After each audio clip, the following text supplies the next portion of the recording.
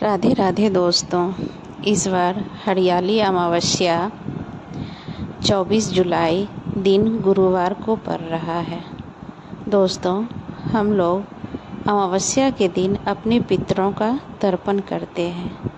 यह अमावस्या बहुत ही अच्छा और शुभ है। इसमें हम अपने पितरों का तर्पण करना चाहिए। सुबह उठकर स्नान कर अपने पितरों का तर्पण देना चाहिए। जल में तिल चावल दे करके अपने पितरों को अर्पित करें, जिससे हमारे पितृ बहुत ही खुश होते हैं और हमें आशीर्वाद देते हैं। कोई इसे घर में करता है, कोई नदी गंगा जी में भी करता है।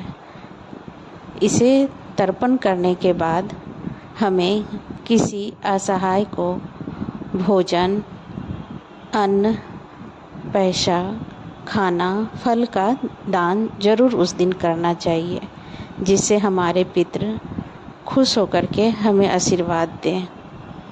दोस्तों, हरियाली का मतलब है चारों तरफ इस समय हरा भरा रहता है। इस हरियाली अमावस्या पर हमें एक न एक वृक्ष जरूर लगाना चाहिए। ये पुराना नियम ही चलता हुआ आया है। दोस्तों, हमें इस दिन पीपल का वृक्ष, बेलपत्री का वृक्ष, तुलसी का पौधा या अन्य कोई भी वृक्ष जरूर लगाना चाहिए, जिससे हमारा यह हरा भरा वातावरण इसी तरह हरा भरा बना रहे। इस हरियाली अमावस्या पर एक कथा भी कही जाती है, जो हमारी नानी दादी हमें सुनाती थी। दोस्तों, वह कथा मैं भी आपको सुना रही हूँ। अगर अच्छा लगे तो प्लीज़ हमारे चैनल को सब्सक्राइब कीजिए। बताया जाता है, बहुत पुराने समय में एक बहुत ही प्रतापी राजा थे। उसका एक पुत्र थी और उसकी पत्नी, यानी राजा की बहू। राजा की बहू बहुत ही अच्छी स्वभाव की थी। वह बहुत पूजा पाठ में विश्वास करती थी। वह प्रत्येक दिन पीपल के वृक्ष के नीचे एक दीपक जलाया करती थी और उस बहू को मिठाई बहुत पसंद था। उसे मिठाई खाना अत्यंत ही बहुत ही ज़्यादा पसंद आता था।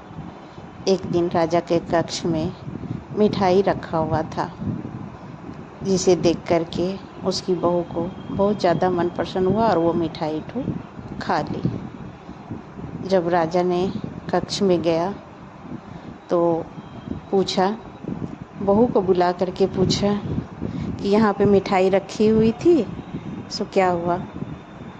तो बहू डर से सोची कि अब तो हम जानने के बाद हमें पिताजी बहुत डांटेंगे, तो उसने बता दिया कि चूहे खा गए। तो उस समय तो राजा ने कुछ नहीं बोला, लेकिन वहाँ पर चूहे जो थे वो सुन रहे थे कि यह रानी झूठ बोल रही है। बहू तो उस समय बोल करके चली गई, लेकिन चूहा लोग सोचा मैं इसका बदला ज़रूर लूँगा। कुछ दिन बाद राजा के कुछ दोस्त उनसे मिलने के लिए आते हैं। राजा ने उनका स्वागत किया, खान पान हुआ, बातचीत हुई। फिर रात्रि के समय राजा ने उनको अपने कक्ष में बोले विश्राम करने के लिए। सभी दोस्त एक जगह एकत्रित होकर विश्राम करने के लिए चले गए। तो चूहा ने सोचा था कि मैं इस बहू से ज़रूर ही बदला लूँगा। तो उसी रात्रि चूहा उस बहू के कपड़े ला करके उस दोस्त के कमरे में रख देते हैं। जब सुबह में उस राजा के दोस्त सो करके उठते हैं तो देखते हैं कि बहू का वस्त्र उनके कक्ष में रखा हुआ है। सारे दोस्त मित्र राजा को बुलाते हैं और बहू के वस्त्र को दिखाते हैं, जिससे राजा बहुत ही शर्मिंदा होता है और बहू को बुला करके बोलता है, तुम अभी के अभी हमारे महल से चली जाओ, और उन्हें अपने महल से बहू को निकाल देता है। एक दिन राजा शिकार करने के लिए जंगल गया। जब वह शिकार करके लौट रहा था तो उसी पीपल के वृक्ष के पास कुछ चमकता हुआ उसे दिखाई दिया। तो वे वहाँ पर रुक करके अपने सिपाही से बोलते हैं, ये क्या चमत्कारी चीज़ है, इसके बारे में पता लगा करके हमें बताओ। सिपाही सब बोले, जी महाराज।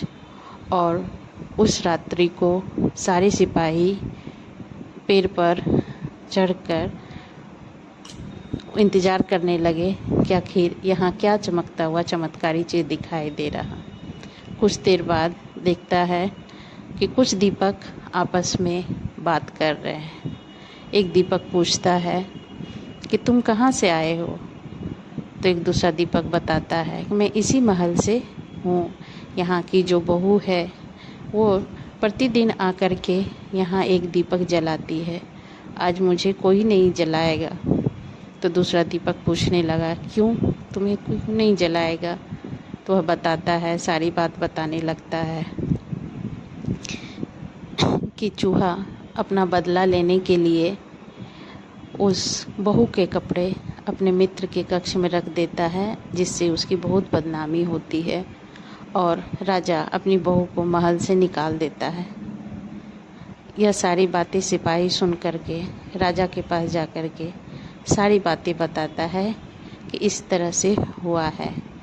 राजा बहुत पछताया, फिर अपनी बहू को आदर सम्मान से महल में बुलाया और खुशी खुशी रहने लगा। इसीलिए दोस्तों कहा जाता है, कोई भी पूजा पाठ धर्म व्यर्थ नहीं जाता है। आज उस दीपक ने उस बहू के सच्चाई को बताया, गवा दिया, जिससे आज उसका सुखी संसार बसा हुआ है। इसीलिए कहते हैं दोस्तों, हमें हर धर्म का पालन और भगवान को मानते रहना चाहिए। अगर हमारी कहानी अच्छी लगी हो तो प्लीज़ हमारे चैनल को सब्सक्राइब करें। राधे राधे दोस्तों।